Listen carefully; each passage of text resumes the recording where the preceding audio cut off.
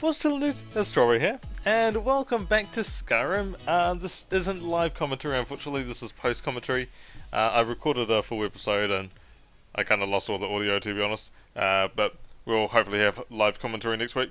Right now it is 1 a.m. I am so tired.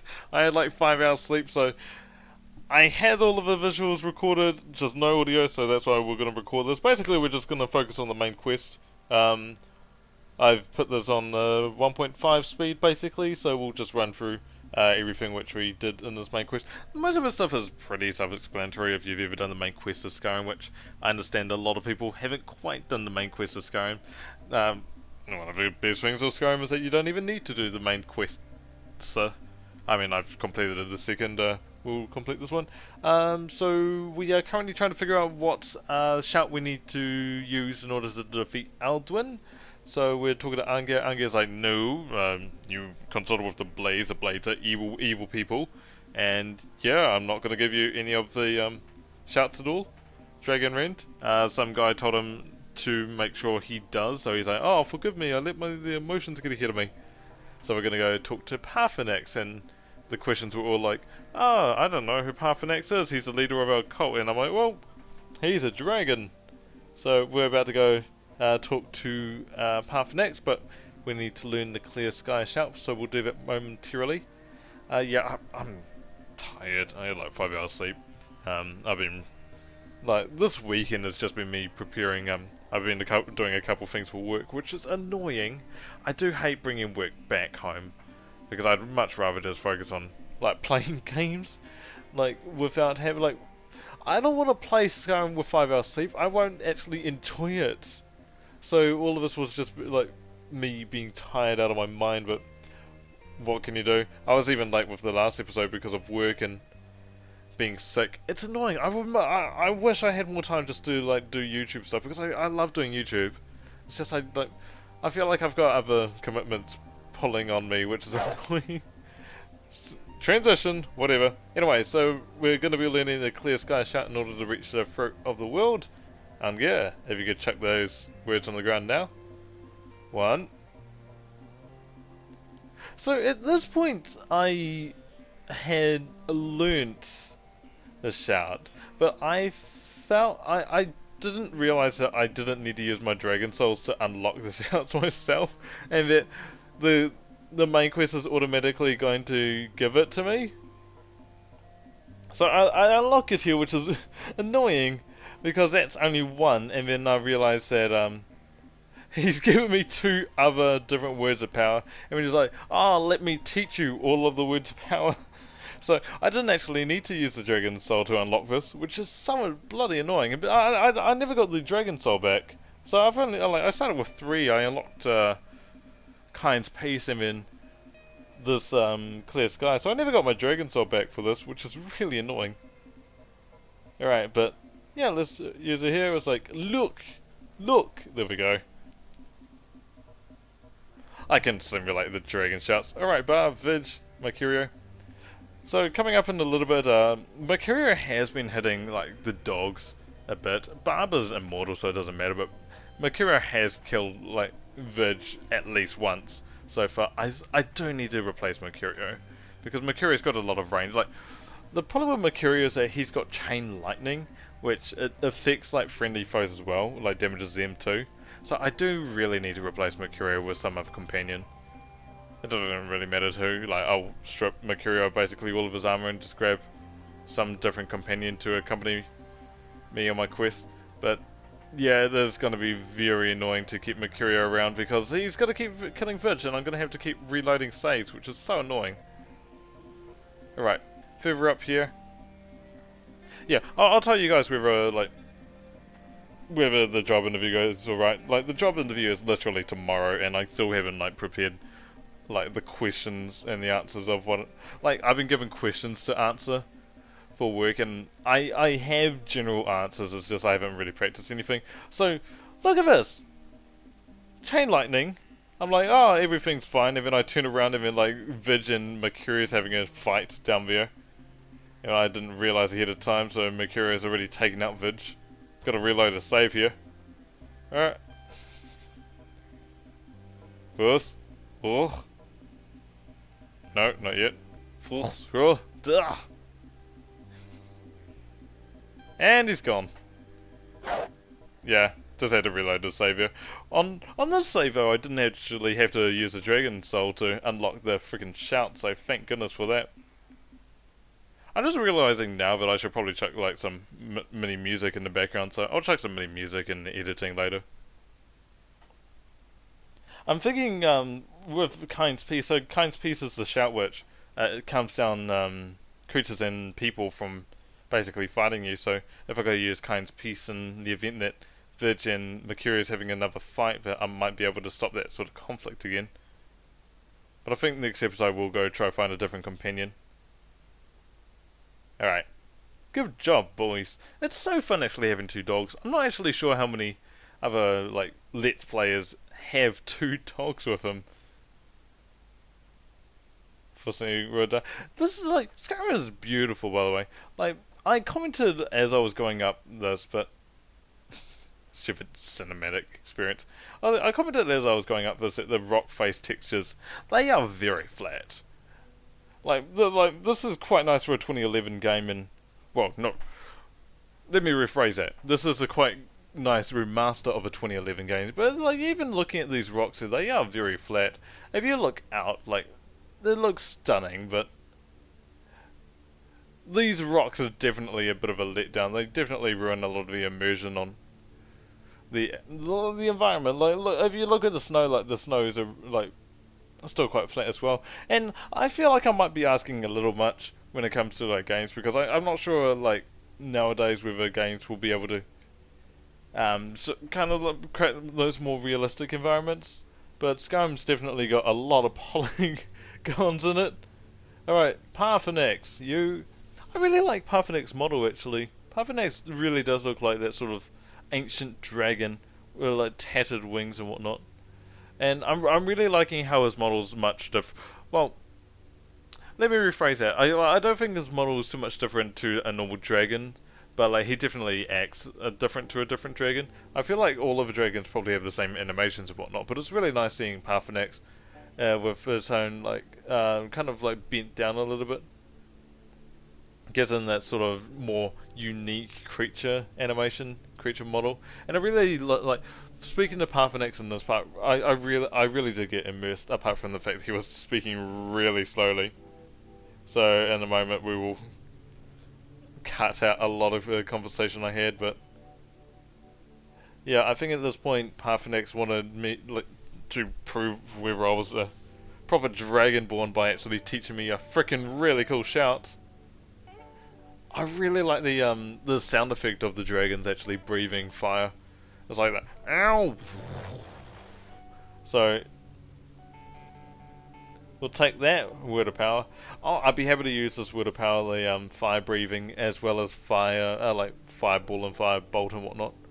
I can really be that sort of fire ninja, which I wanted to be in episode 1, which I haven't really committed to role playing so much to fire ninja. But well, I guess I kind of still am a fire ninja. I'm kind of a leader of my own pack. I've got 2 ninja dogs and I've got some Viking dude along here. Like, when Parthenax did his fire breath, it looked incredible, it was major. My one looks really boring. My one really doesn't go too far. My one just looks like a standard fire breathing act, like you go down the street or something and you see some guy performing as a fire breather. So I really wanted to see what the animation actually looked like by shooting the flames off the side of a mountain. Yeah, like looking at that, for example, Parthenax landing on the wall of power, that looks really cool. Also, I was going to shout it off the mountain, but I hit Mercury instead, so soz dude. Yeah, so this part I'm about to cut out momentarily because this takes forever. I love like the Skyrim lore, but I am fairly familiar with it, even without like playing too much of Skyrim originally. I think that just comes with the territory of actually watching some Skyrim walkthroughs, unfortunately. I didn't think I was ever going to get around to playing Skyrim. Like, this is a $4,000 computer. that I didn't realize I was going to build for myself one day. So I thought I'd never have a proper powerful enough computer in order to play these sort of games. So I kind of spoiled myself and kind of watching these sort of playthroughs. I could probably play Fallout. Fallout's Bethesda. I feel like it'll probably be a little outdated, honestly. But like Fallout's a game, for example, I haven't played. The Portal series. I have seen a lot of I've seen a lot of the puzzles, but not a full playthrough. I can probably play and enjoy the Portal series. Although that's quite. This is semi-outdated too. Half-Life. I never really played Half-Life. There's a lot of like first-person shooter games which I never really got around to properly playing. I think the closest first-person shooter I've actually played was Payday 2. Anyway, that conversation with Parthenax was, in order to learn Dragonrend, Parthenax doesn't know it and he doesn't understand it because it's man-made. So we're gonna go figure out. So back in time, there were like 3 Nords or something who took out Alduin with it. We got to go back in time in order to learn it off them. But in order to do so, we need an Elder Scroll, and with this comes the first mention of what an Elder Scroll actually is, which is what this whole series is all about, which is really cool. I really like the concept of Elder Scrolls, and Elder Scrolls actually kind of being the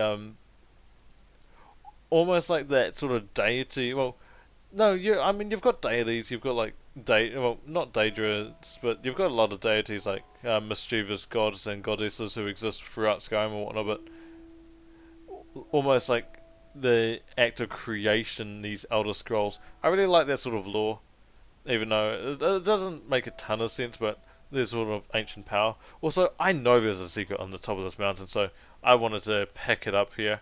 I forgot what exactly it was, but I knew it was a Minecraft reference, so not pickaxe for me. And after this, I immediately just break it down in the enchanting table. Like, I'm not going to use it personally, so we'll just break it down and put it on. Oh, I'll put it on something else later. Anyway, so I dropped a lot of stuff off at Whiterun. So this part is really funny. I figured out a bug. So if you fast travel to the College of Winterhold on a horse, for whatever reason, you just appear in the middle of the sky for whatever reason. Also, Jupiter is filled with arrows, which is not really surprising, but a little illuminating to a lot of the mistreatment I have for Jupiter. I feel Jupiter does fight a lot for my aid. I think that's like the 4th or 5th death of Jupiter 2. Like, this is Jupiter 2, we had Jupiter 1, so this is Jupiter 2. If I had to count every death I have with Jupiter 1 and Jupiter 2, we'd probably be on Jupiter 8 by now. Jupiter 8 or 9. I figured I might as well ride Jupiter through this bridge because I don't think Jupiter had actually been in the College of Winterhold at this point. Anytime I fast travelled to the College of Winterhold without like a horse. I just appeared there without a horse really, so it's really, I think it's really cool to have like Jupiter actually visit the college, which I am the Archmage of. Like, with being an Archmage, this next part of this main quest honestly disappointed me a little. Like, I'm aware with certain quests in Skyrim that like your status of the I've completed the College of Winterhold quest, right? So if I consult with any of these guys, then these sort of dialogue should be for like as if they were speaking to an Archmage, and that like gives you that much bigger immersion and gives you like more control over the story. But the problem with this is that I'm following the whole Dragonborn quest right now. So I'm talking to Urark, who's the college librarian, and I'm looking for the Elder Scroll, and he's like, how do you look for the Elder Scroll? Do you even know where you're going into? If we even had one, it'd be protected by the highest level of security, indicating that I'm not privy of it, which is annoying because I'm the Archmage of the College of Winterhold. So this guy should probably understand that I'm on that sort of highest level of security and what I'm doing is important business. It's annoying to me because I think this could be something that could be fairly easily fixed, in which you just have a quick check, and if I have completed the College of Winterhold quest, that he goes, yes, Archmage, certainly I'll assist you with this research, but they never really put that check, unfortunately, which does break a lot of the immersion. It ultimately means that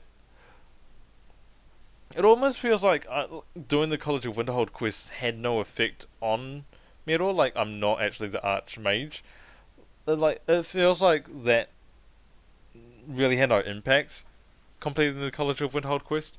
Like, at best, and from what I've encountered so far, the only two things which I've gained from the College of Winterhold, well, three things from the College of Winterhold is all of the loot, which I'm still wearing, access to the Archmage quarters and being able to access stuff in there, and then the other one is legit, like, going across Skyrim and, like, the guards greeting me as the Archmage of Winterhold. But, yeah, I mean, this part of the quest really did annoy me and did really underwhelm me. It could have been so much more, and like it definitely there's a lot of stuff in Skyrim which I'm a huge fan of. Like, after playing a lot of this, like, this open world, it's huge. Ultimately, this is huge, and I might complain about stuff like flat textures of rocks and snow and whatnot, but ultimately it's all building to one huge open world game, and like that's great. That's absolutely fun. The one thing which I'm not particularly fond of is a lot of these character models are quite bog standard. They're not exactly immersive at all. By the way, so we had a discussion with the college librarian Uruk, and he's like, "Look, I don't have the Elder Scroll, but you might want to consult this guy. This guy might know where the Elder Scrolls are. The author of this book. So he's north. So we did travel north, and I swam on Jupiter to go find this place. From here, I was gonna blast him with a foot runner. He said I chose the wrong shout, and I immediately jumped to the other side. I think this guy's probably going to betray me later. I think right now that he's wanting us to get what he needs in order to open the Doom Vault, and then he'll try to kill me later with his dagger. So I'm just kind of getting that sort of early start by like knocking him out and whatnot, but he's unfortunately that sort of important NPC. So as much as I try to take him out, no, I mean ultimately he's just he's gonna continue getting back up until he's no longer essential, until we actually open the Doom Vault. Yeah, there's a conversation with him. He's like, no. This is another thing which honestly broke my immersion in this part. So this guy in this point of the quest is meant to be crazy. For whatever reason, he's been driven crazy by something, search for the Elder Scrolls or his study of the Doom Ruins or something. So his voice actor right now is doing a semi-good, semi-immersive impression of this crazy person. But it's like, with no visuals right now, this guy looks like a standard NPC basically. Hands on the hips, chatting normally with me. So I could not distinguish anywhere between Septimus and the other guy who's at the College of Winterhold, which in itself is a huge problem because I don't really distinguish different NPCs from each other. I feel like I'm doing a lot of complaining right now. I'm stressing. Skyrim is a fantastic game. I'm very much enjoying this playthrough, and I will continue to do so. But there's a lot of bugs, and this is far from a perfect game. Like this guy, there's nothing different to him and the other. This is another bug as well. He hasn't collapsed at all. He's just standing and whatnot, and then eventually he's just gonna start acting and being normal, essentially. Yeah, there we go. Thanks, Mercuria. Yeah, with Mercuria as well, like, even with Mercuria is quite a bland companion. Like, the companions themselves aren't necessarily, like, that interesting. I wish I kind of had a reason to take him along and, like, maybe do a bit of a side quest for them.